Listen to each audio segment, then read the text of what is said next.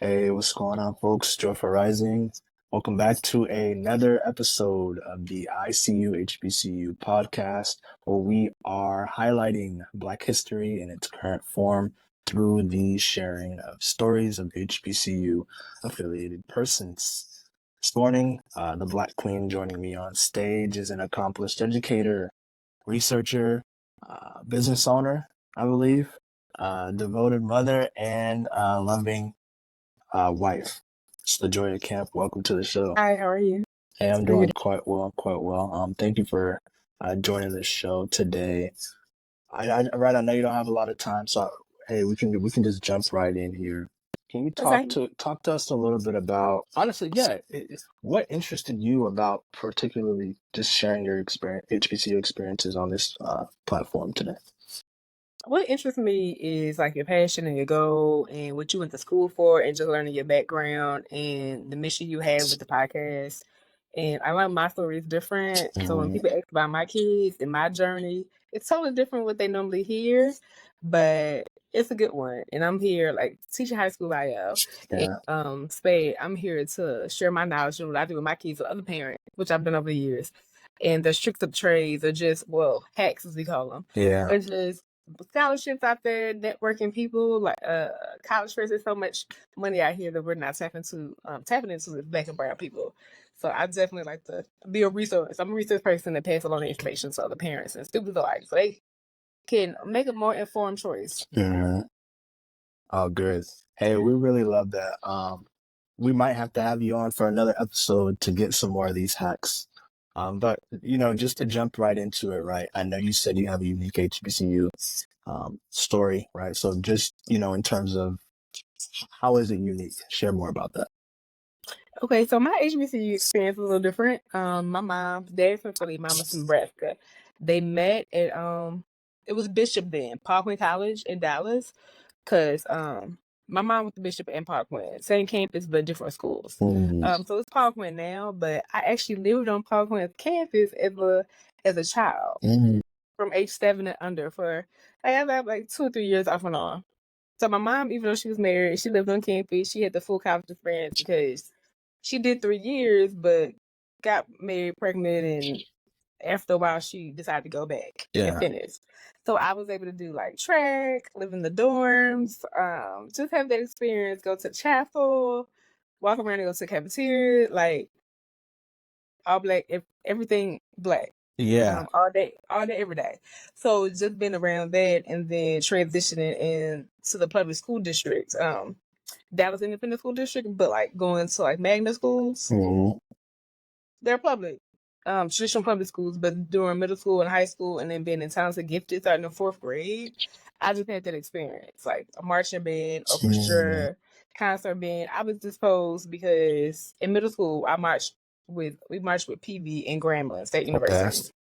So having that experience changed my world. And both of the schools used to come every year to like the Cotton Bowl. So you had to battle the bands in Dallas, Texas. So just that experience. And then my dad also, he was part of U9. He also was a bishop. Parkland when it was bishop. And he graduated from there in 1984. Not to tell his age and everything. No, but that experience and just having it from both sides, it just made me education was the way out, no matter what I wanted to do. So that really had a connection for me as I got older. No, that's huge. I wanted to be in that space. I'm curious. So, right, and I know you told me, right, this is off air, but I know you told me both of your parents are educators. Is that what you said? Yes, sir. So I also, both of my parents are educators. So my dad was history and gym teacher. Mom was special ed. So I come from a background of educators. I'm like 3rd, 4th generation. Whether it was on the corner of the street, whether it was Sunday school, teachers. I also have aunts and uncles that are teachers now that have been educators for over 40 years. They retired, came back recently. So on both sides of my family. So wow, I definitely want to get into that. I want to go back to something you said because I just want clarification. So you said that you were living the college is now called Is it Paul Quinn College?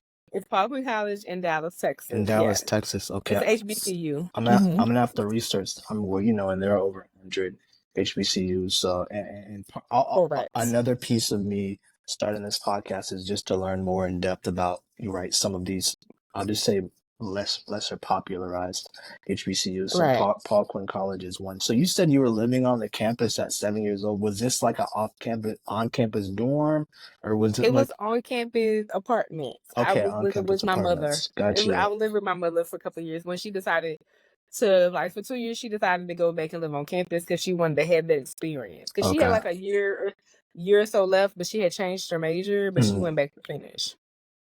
Got you. Okay. So when you said it, I was like picturing, okay, I know I used to live in the college dorms, and then, okay, but you clarified, you said that the on-campus apartment, so I know that's different. Yeah. A little more It was dorms, flexibility. but it was apartment style. Yeah. But my mom had her own apartment on campus. Okay, So interesting. she lived in the apartments for older students. Mine over 25. Got you. Okay, cool. And so, right, you from that early age, you got to essentially have this HBCU experience as a child, and you talked about, Correct. right, and you talked about all of those experiences there. And so, when it was time for you to go to college, Miss Camp, was an HBCU like your first choice? Was it just on the list? What did that look like? So where I'm from, in terms of starting in 5th grade, you have a list of 50 schools you pick, right? So by the time you get to 10th grade, you have to have that narrowed down to 10 schools because it's a progression. So by 10th grade, I had applied to over 40 colleges. Oh, wow. I got accepted to all the schools, but 2 other schools I didn't get accepted to the engineering program. One was Tulane. I got into their, regular Tulane, like general studies.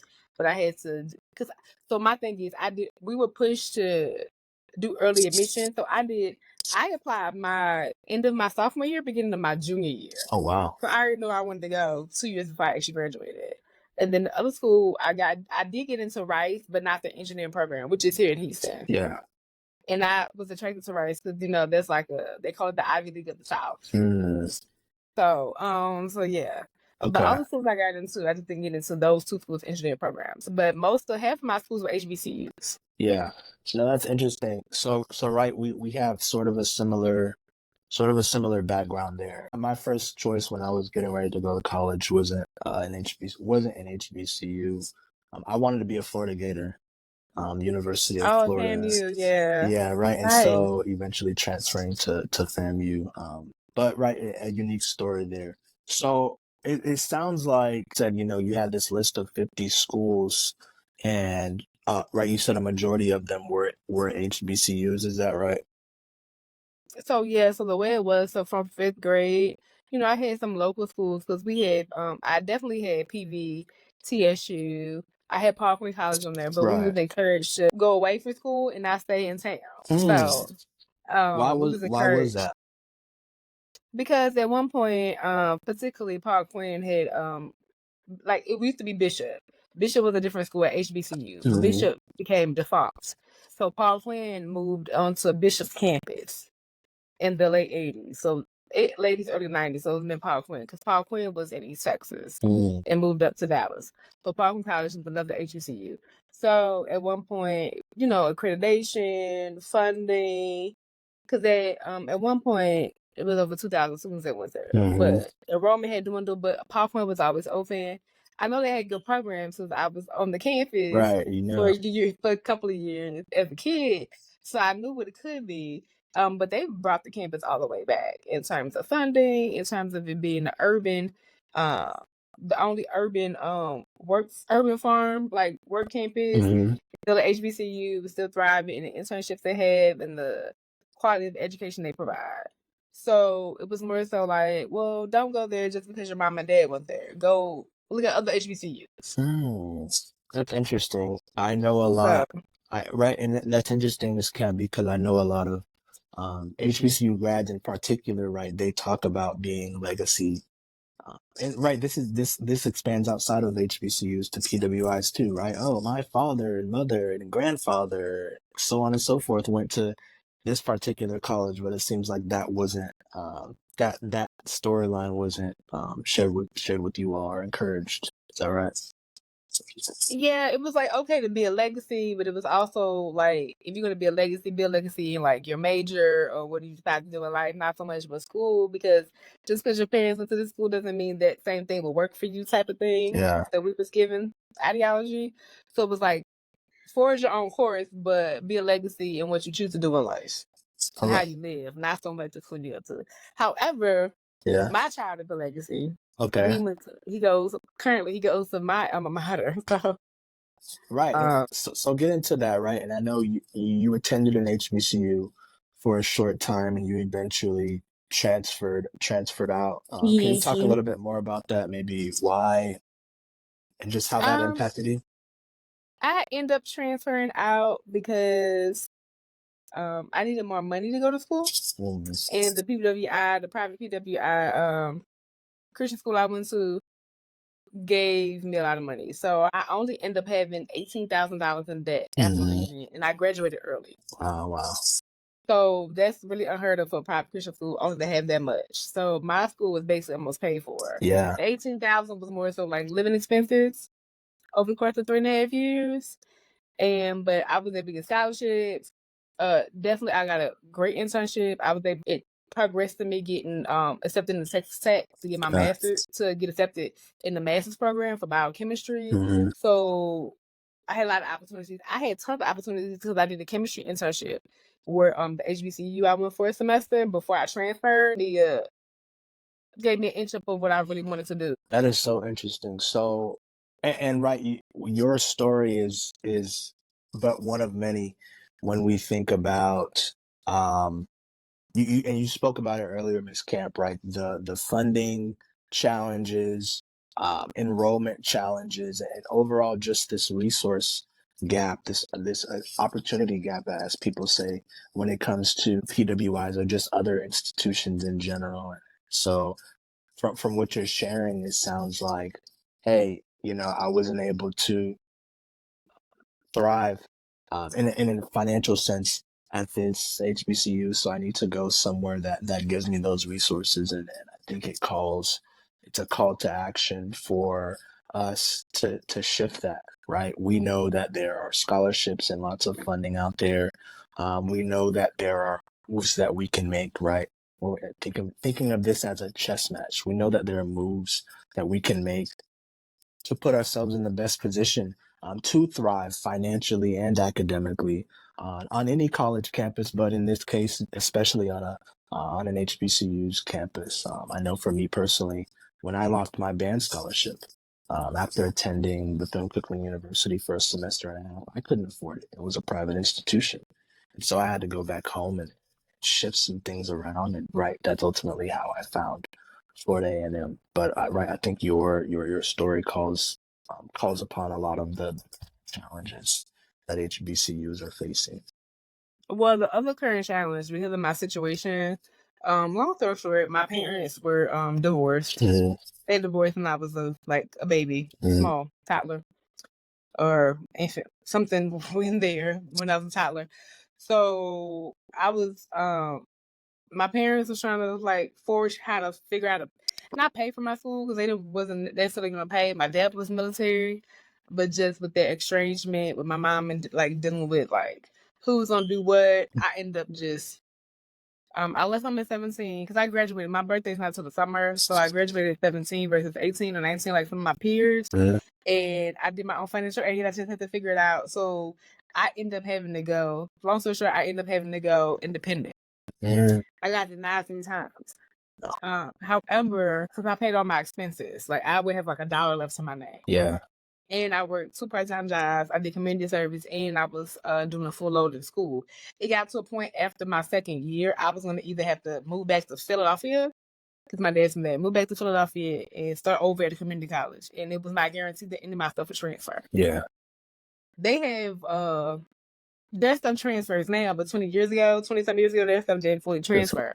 So I was literally have to start all over. Wow. So I had to just figure things out of how I should stay. So I had a lot of supporters, my uncle aunt, people who were had to write me letters. The pastor of the church had to write a letter. Yeah. So different people had to write a letter to give me funding. So you know how schools have like donors who, you know, read letters and give money. Right. So one day I woke up, I was packing to move back. Then the semester, I woke up and I had a credit. I had got like a $10,000 scholarship or something like that. And this was at the This private Christian school or the this is like, so it was a struggle all the way through in terms of like not so much socialization, not so much living away from home and everything and being by myself, not so much of that. But I had to just find ways. Like I was an RA for 2 years. Yeah. I got that by the skin of my teeth because it's very competitive. So they cover room and board. Then I would cater, babysit. All I know is to hustle, cater, babysit, house sit, not to live there, but to stay during the day, just whatever I could do to make a coin to go towards my tuition. No, it's it was real. No, very real. No, and these are pieces of the story that I wasn't able to hear in our short time chatting about it. But it just goes to show that when I think about people say like Black excellence and just the struggle is real, but we know that there's always a way. In terms of just, you know, having faith, putting in that effort. I know you talked earlier about and correct me if I'm wrong, you said you had a chemistry internship when you were attending the HBCU. And remind me, was this Paul Quinn? Remind me what the name of it? No, my parents was a Paul Quinn. It was Jarvis. You went to Jarvis.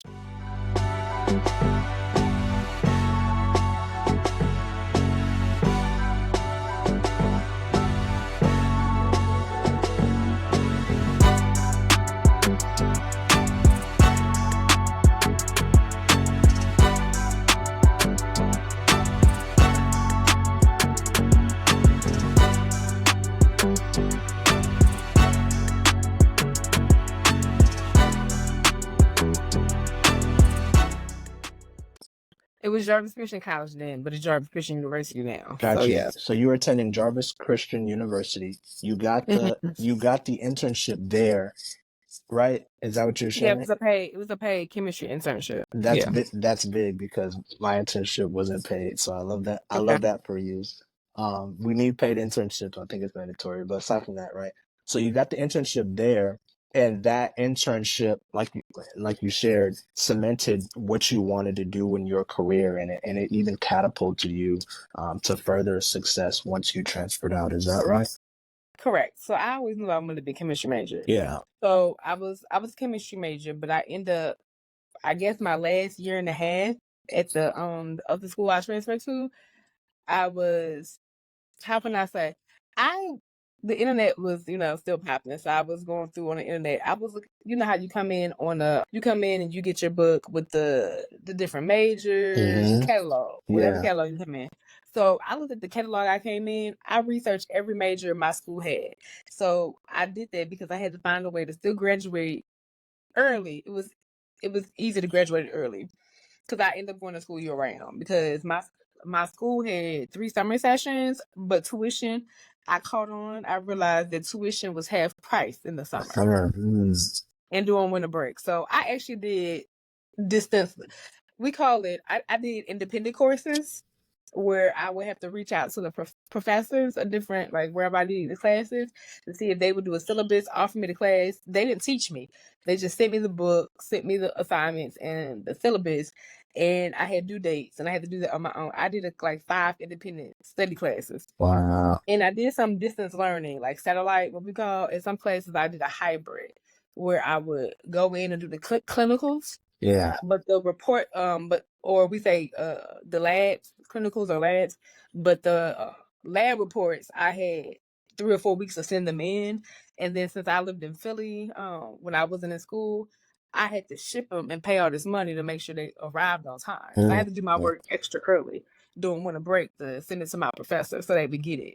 And they would grade my lab reports. So basically, by the end of my actual second year, I was already a junior in credits. Wow. Because I started going, because school was cheaper. What I would do, because, you know, in chemistry or any science major, you have the class and the lab. Right. For my school, it was 2 separate classes. You know, they put the grades together normally, but the classes are separate. So what I would do is do the lab during winter break or summer and do class during the either fall or spring semester. Hey, people that are viewing it and or listening to this, she's dropping some gems right now. I hope y'all are listening. That's really interesting. That you're a go-getter. You're And then you're a thank you. hustler. You're a hustler. And then I caught on. You know how you have your financial aid, and they say, "Oh, it's cover spring and fall." Yeah. What I would do would have my financial aid cover fall, spring, and the summer. How did you do that? Because if you're going to school in the summer, a lot of people don't know that they think you have to pay extra money. But what I did, I split my stuff up. So basically, at the time, my school had a thing. No matter if you took between 12 to 18 credits, it was the same price. Yeah. During the fall and spring, right?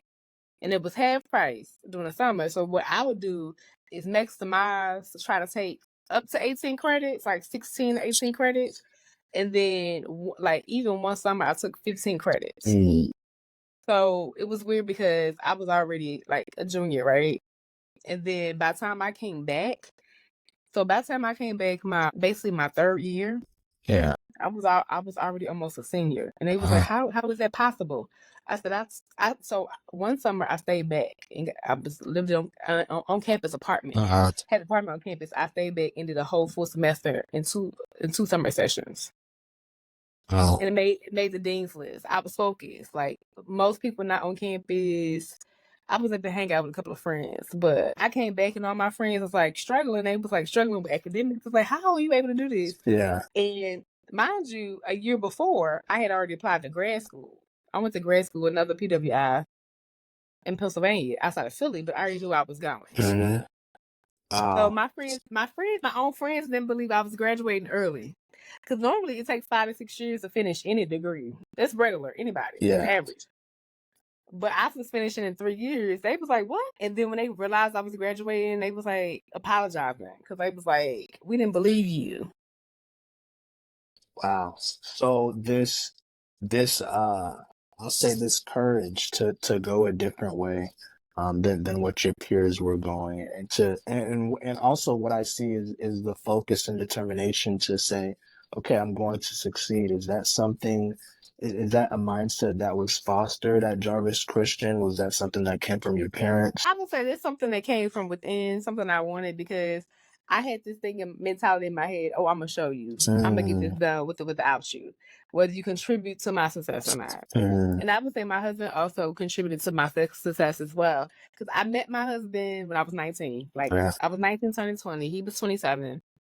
We worked for Freedom Schools. That's like a lot of HBCU students who come from HBCUs or PWIs. Okay. But it's all for Black and Brown children. It's a program that we used to go to Tennessee, Knoxville. Okay. With the program. However, it's still going. Everybody just don't go to Knoxville. However, I would say he was like, what do you need? I met him, and I guess in the beginning, he saw that I was like gung-ho in my mission. Yeah, saw the potential. So he would send me money and help me pay for my tuition. Wow. So that actually, because he was like, to be honest, he was like, no, you're not coming back. He said, when you come back, you're going to have a degree. Yeah. You're not coming back and starting all over at community college. He was like, work too hard the last 2 years. He was like, let's sit down and talk and let's see how I can help. Wow. I love that. That's that really lights a fire under me. When I think about but he didn't know me from partner. Yeah, he didn't know you, and just to see that potential. Didn't know me. He was just like, let me help you. I'm like, huh? I just was like, I was just working with you for a couple of weeks. You don't even know me like that. I mean, how did that make you feel? It made me feel like somebody was in my corner. I just thought it was ludicrous for a while. But then he was like, let me know. He was like, let me know when you want me to come visit. Yeah. So when he came down to visit, he paid the rest of my tuition off for that semester. Okay. So, wow. No, that's incredible. And even in addition to talking about your husband, you shared just the wealth of community that was around you, from Jarvis Christian to the private Christian college that you transferred to. Can you talk a little bit about just the importance of community for you and how that ultimately propelled you? And I know you said a lot of your go-getter and ambition was innate, but I know, you had some assistance from community as well. Can you talk a little bit about I that? would say I had the assistance from community in terms of encouragement. Yeah. Despite what's going on family wise, my parents, they was like, that has nothing to do with you. You're 18, 19 now, so you have to forge your own way and you can't let it affect you. They said it will affect you. You have to, there's little counseling, but they was like, you're gonna be okay. I'm gonna make sure you're okay. So like my aunt and uncle, they were like, when Southwest back in the day had those round trip tickets for like $100 Oh, to yeah? fly. Yeah, that was then like 20 years ago. They would like pay for my plane tickets. And then when I would come to town, like in Philly, the whole time it didn't matter summer school because I did have a driver's license. I just didn't have a car at the time. Summer school or winter break, spring break, they had a car they had from when they were in college. It was in great condition. They used to let me drive it. They like hear the keys. They at the time they lived in New Jersey, central New Jersey, and I lived in Philly, so it was about an hour or some change away. They was just like, bring the car back before you go back, and we'll drive you back. We'll take you to the airport to go back. Wow. No, I love that. And so this giver mentality, right? This ability to use your success to grow others, right? And to pour into others is something that you have and you are doing now. I know you talked about your business in terms of just helping others with scholarships and funding and things like that. Can you talk a little bit more about that for the people? So our business is BabyCamp LLC. We've been having it for close to 15 years. Wow. So we do educational, academic plans, behavior plans.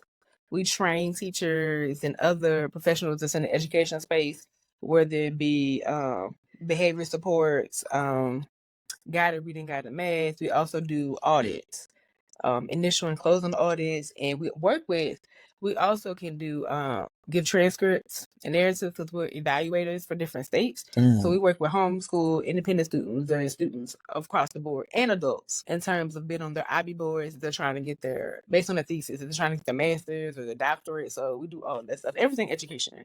So we've been able to help a lot of people in transition from homeschool back to public school for high school and do grades and then just tap into like different programs. That's awesome. And it also includes tutoring and it runs the gamut. So for sure, I want to get right. I want people to know how they can like learn more about that. But and so is your target demographic like Black and brown? Are you kind of open? Our target demographic is Black and brown, but we work with all people. Right. And so, in terms of just how people can learn more about BabyCamp LLC, what could they search up? Oh, they could just reach out to us at babycamppa@gmail.com. babycamppa@gmail.com. And we would whatever they need, and we would touch base. And also, my husband does he has the business with his partner, but they do financial literacy. They have a virtual camp in the summers. They have podcasts and stuff as well and shows, and they run a businesses and do partnerships. So he does that side of the business too. So we're going to have to talk offline. Yes. I'm curious, right, as we kind of wrap up here. So just this definitely very unique HBCU experience, but right, we're pulling out some themes. The theme of proving others wrong, right? A theme of this hustler go-getter mentality, this theme of community and the impact of that, and maybe even reimagining what one's success could look like in the face of challenges. Seeing all of that. And so when we think about a month like Black History Month, and right, we know Black history is every day, right? These themes have played and continue to play a part in our culture and in our lives on a daily basis. And right, you're no exception to that, Ms. Camp. I'm curious to know, just as we wrap up here, when you think about HBCUs, right? The challenges, the good, the bad, so on and so forth. What's something that we can do to keep HBCUs relevant?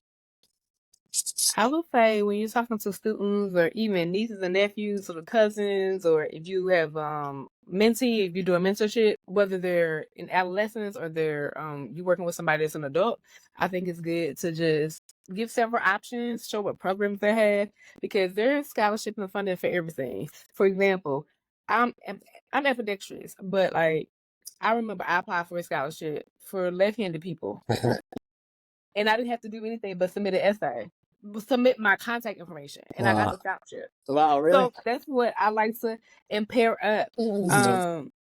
Also, I've been able to go through school and have all my master's paid for by the state of Pennsylvania, and then other funding from Texas, because I will reach out the person sitting next to you, but they might not be an educator, they might not know about everything you think they should, but those are the people homegrown, like in your neighborhood, on your block. They know people. They friend of friend, a cousin of somebody they work with.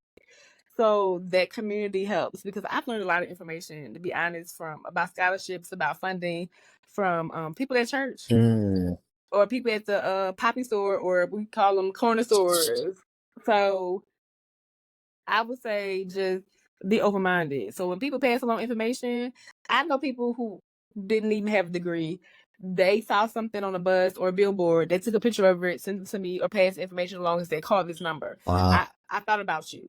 So I think that propelled me too. Because when I see stuff, I take pictures, or I email it, I post it on my social media, word of mouth. So that's all about building a community as well. That's really awesome. awesome. I think that keeping that going, and just because a lot of people don't know. No, they don't. Because HBCUs, they offer, I don't know, when I think about HBCU, it gives me life. So even though my child is a legacy at my school that I went to, when it comes to grad school for either PA or pharmacy school, we're looking at HBCUs mostly. That's what we're pushing. Yeah. Because I feel like there's nothing like the Black experience. Yeah. Well, and you talked about, like it. Yeah, and you talked about pharmacy. I know FAMU has a really reputable pharmacy program. And so, TSU does too. Yeah. So just to throw those out there for those that are listening. And I didn't even ask you, you pledged Divine Nine. You're part of a Greek organization. Yes, I am. Can you talk a little bit about that? And number one, can you talk a little bit about that very briefly? And then number two, was that at Jarvis Christian or was that after? So actually, we had it on Jarvis Christian's campus, but I wouldn't have been able to pledge for it until I had finished the whole year. So I had already transferred after my semester there.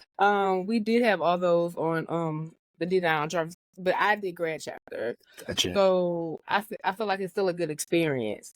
However, I grew up going to step shows. I grew up seeing different sororities and frats. Mostly everybody in my family, the females in my family, are all Delta, except one cousin, she's a Zeta. Okay. But my dad is a part of Omega Psi Phi. He's the Q dog. So just like him coming back just him coming back to Dallas to visit his frat brothers, the reunions. He's also a preacher, so traveling, seeing that, I was drawn to it because of the networking that I saw with him and his frat brothers. But I was drawn to it because of sisterhood, of course, and community service. So I'm a part of Zeta Phi Beta Sorority Incorporated. So for me, it was like the community service. I've done community service, and my heart is giving back. I have a passion for that. Yeah. So seeing to where I could do it within one organization and I have to be all over the place, that's what drew me to that. I love that. So that's important to me. I love that. Hey, Miss Camp, that's it for me. Again, really appreciate you sharing your insights, your unique story. I know that someone is out there listening and watching, and it's going to help them. It's going to inspire them, move, grow, and learn, and enjoy life. Hey, folks, thanks so much for listening and watching. We'll see you in the next one. Thank you, Miss Camp. We'll be chatting, okay? Yeah, I'll have to come back on because talk about the homeschool stuff. Yeah, you got some gems. Wow, I didn't know. I didn't know school, any of that. I didn't know from any of that. From middle school to college. That's another story, huh? Okay. Well, enjoy the rest of your Sunday, and we'll talk soon. Yeah, you too. No problem. Bye. Bye.